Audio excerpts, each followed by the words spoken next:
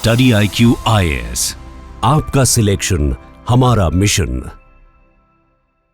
Hello everyone, मेरा नाम अंकित है और आप देख रहे हैं स्टडी IQ IAS।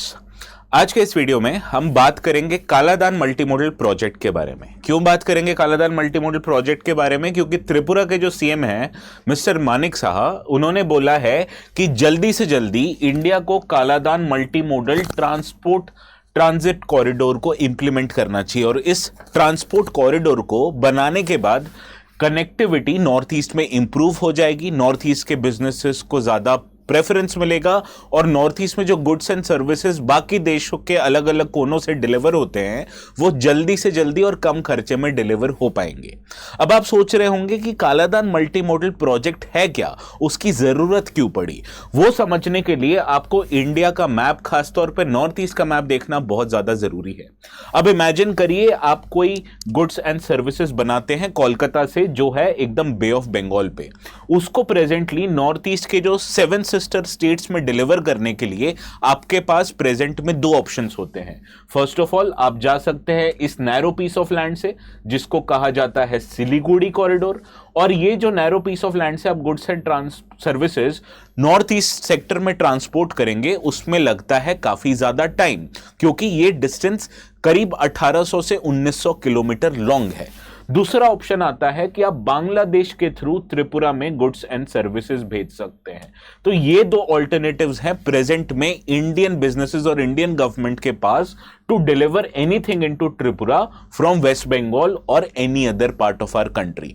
अब प्रेजेंट सर्कमस्टेंसेस में आपको समझना पड़ेगा इंडिया और बांग्लादेश का जो रिलेशंस है वो बिल्कुल भी सही नहीं है। तो ये ऑप्शन जो हमारी बांग्लादेश पर डिपेंडेंसी बढ़ाती है, ये ऑप्शन नेचुरली एलिमिनेट हो जाता है और इसके बाद हमारे पास सिर्फ एक ऑप्शन बचता है, जो है ट्रांसपोर्टेशन फ्रॉम सिलीगुड़ी कॉरिडोर। जैसा कि मैंने आपको बताया, ये सेक्टर जो है करीब 1900 किलोमीटर लंबा है, तो इसके through goods and services transport करने में काफी ज्यादा समय और काफी ज्यादा खर्च भारतीय सरकार को पड़ता है।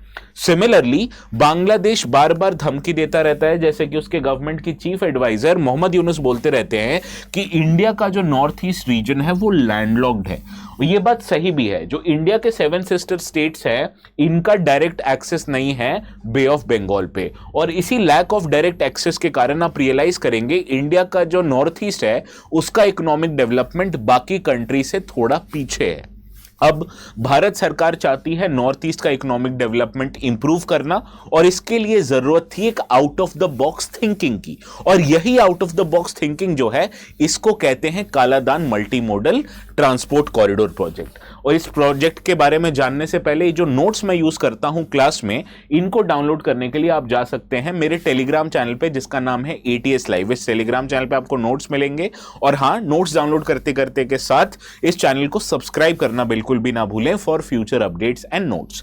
तो चलिए समझते हैं Kaladan multi modal transport corridor project है क्या। जैसा कि मैंने आपको पहले बताया, ये एक डायरेक्ट लिंक प्रोजेक्ट है जो इंडिया के ईस्टर्न पोर्ट्स को म्यांमार से डायरेक्टली कनेक्ट करता है with a sea route that passes through bay of Bengal reason.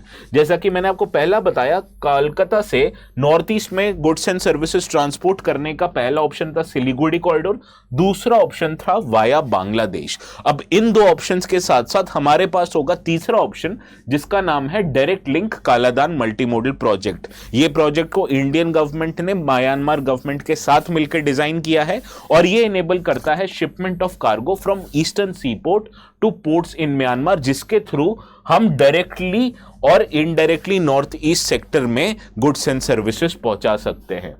अब आप सोच रहे होंगे इस प्रोजेक्ट की फंडिंग करेगा कौन? इस प्रोजेक्ट की फंडिंग सोलली प्रोवाइड करता है गवर्नमेंट ऑफ इंडिया, बिकॉज ये ग्रांट इन एड स्कीम है। ग्रांट्स उन पेमेंट्स को कहा जाता है जो वन वे होते हैं। अगर हम लोन देते तो जाहिर सी बात है म्यांमार को लोन और इंटरेस्ट हमें वापस करना पड़ता, पर अब जब हम ग्रांट दे रहे हैं, ग्रांट मतलब one way payment with no expectation of those payment to be return. तो ये प्रोजेक्ट 100% फंडेड है बाय गवर्नमेंट ऑफ इंडिया, और जब ये प्रोजेक्ट कंप्लीट हो जाएगा तो आप समझ सकते हैं नॉर्थ ईस्ट की कनेक्टिविटी इनडायरेक्टली इंश्योर होगी विथ म्यांमार, कंप्लीटली बाईपासिंग और completely reducing India's dependence on Bangladesh. और ये कवर करता है about 500 kilometre, more than 500 kilometer of sea route which goes through Bay of Bengal, sea, right. अब आपको समझना पड़ेगा इस मल्टी मॉडल प्रोजेक्ट्स के काफी सारे स्टेजेस हैं। पहला स्टेज है वो कनेक्ट करता है कोलकाता को सिटवे पोर्ट से। सिटवे पोर्ट आता है म्यांमार के रखाइन स्टेट में। रखाइन स्टेट वही स्टेट है जिससे ओरिजिन होते हैं रोहिंग्या इमिग्रेंट, जो इंडिया में काफी सारे प्रॉब्लम क्रिएट करते हैं। इसका सेकेंड प्रोजेक्ट है, जो सेकेंड स्टेज है, वो है सिटवे का connection to Paletwa via a inland waterway corridor. Third project है इसका, जो पलेटवा को जोरिनपुई बॉर्डर एरिया से, जो इंडिया म्यांमार का बॉर्डर है इन मिजोरम, वो कनेक्ट करता है। ये सेकंड कॉग था, ये थर्ड स्टेज है।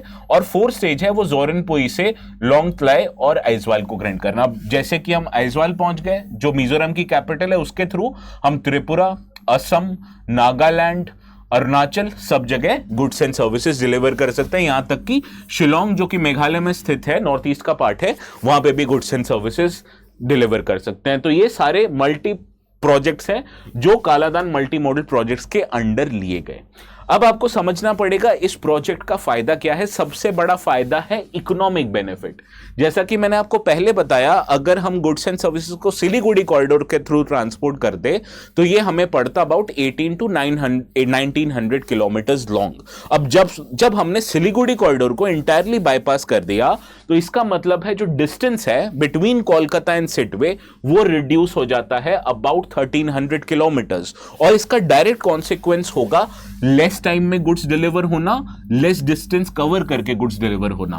और इसका डायरेक्ट इंपैक्ट आएगा the cost of the services which will be provided in the north eastern state, जो काफी कम हो जाएगी।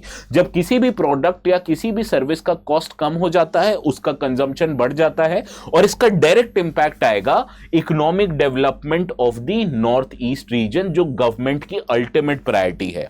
दूसरा फायदा है ये रिड्यूस कर देता है इंडिया का dependence on Siliguri corridor. Siliguri corridor जो कि एक नैरो ज्योग्राफिकल एरिया है, अबाउट 22 किलोमीटर्स लॉन्ग, ये इंडियन मेनलैंड को नॉर्थ ईस्टर्न पार्ट से कनेक्ट करता है। और आप सोच रहे होंगे सिलीगुड़ी कॉरिडोर पे डिपेंडेंस कम करना क्यों जरूरी है, क्योंकि सिलीगुड़ी कॉरिडोर को कहा जाता है इंडिया का चिकन स्नैक। और फ्यूचर में कोई भी इंडिया की प्रॉब्लम होगी ईदर विद बांग्लादेश और विद चाइना, तो वो इंडिया के वीक पॉइंट को एम्फसाइज करेंगे। वो चाहेंगे कि जो इंडिया का सिलीगुड़ी कॉरिडोर है उसमें डिसरप्शन क्रिएट कर जाए, और इस डिसरप्शन का क्या हम कॉस्ट नॉर्थ ईस्ट को बेयर करने देंगे? नहीं। इसीलिए हमने एक ऑल्टरनेट वे, एक out of the box thinking के through Kaladan multi modal project को क्रिएट किया है। क्यों? क्योंकि ये इंडिया की लॉजिस्टिकल वल्नरेबिलिटीज को प्रिवेंट करता है, और ये इंश्योर करता है कि in case of any conflict India has an alternative way to send goods and services, जो होगा कालादान मल्टी मॉडल प्रोजेक्ट से। कालादान मल्टी मॉडल प्रोजेक्ट के थ्रू हम खाली कोलकाता पोर्ट से ही नहीं, ईस्टर्न सीबोर्ड में जितने भी इंपॉर्टेंट पोर्ट्स है, विशाखापट्टनम, पारादीप, इवन चेन्नई, उनके goods and services directly Sittwe port पहुंचा सकते हैं, जहां से वो नॉर्थ ईस्टर्न स्टेट्स में एंट्री लेगा। और ये फॉरेन पॉलिसी के लिए भी काफी इंपॉर्टेंट है। आपको समझना पड़ेगा इंडियन गवर्नमेंट खासतौर पे 2014 के बाद से उन्होंने एक पॉलिसी स्टार्ट की for India's interaction with south east Asian countries, जिसमें से म्यांमार एक कंट्री है। इस पॉलिसी का नाम है एक्ट ईस्ट पॉलिसी।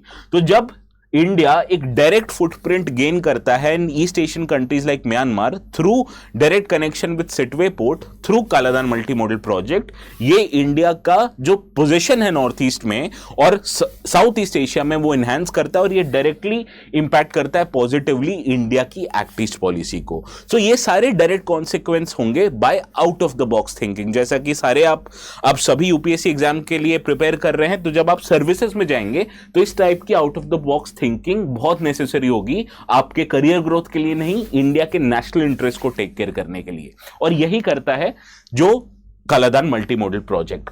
अब कालादान मल्टी मॉडल प्रोजेक्ट पे एक यूपीएससी बेस्ड क्वेश्चन मैंने क्यूरेट किया है, उस क्वेश्चन को हम सॉल्व करेंगे, बट एक पहले उसे एक इंपॉर्टेंट अनाउंसमेंट बता देता हूं। अभी चल रहा है Christmas day sale on study IQ सारे कोर्सेज पे।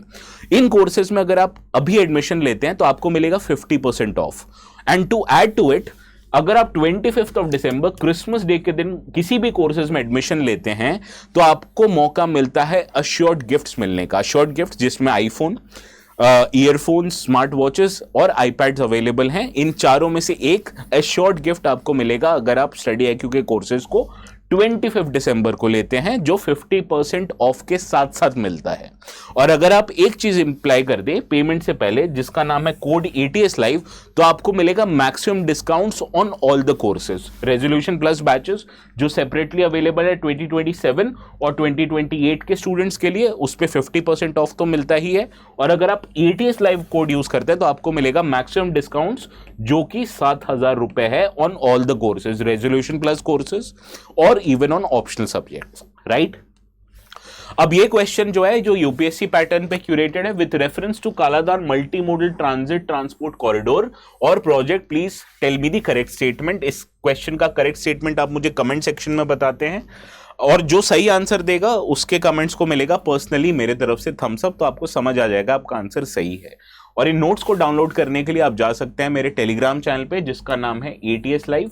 इस चैनल को सब्सक्राइब करना ना भूलें। और हाँ, सभी को मेरी Christmas, please have a very good Christmas. हम फिर से मिलेंगे same time same place on the same channel, that is study IQ IAS। और हाँ, इस चैनल को भी सब्सक्राइब ना किया हो तो करना बिल्कुल भी ना भूलें। Please have a very good day. Study IQ IAS, आपका सिलेक्शन हमारा मिशन।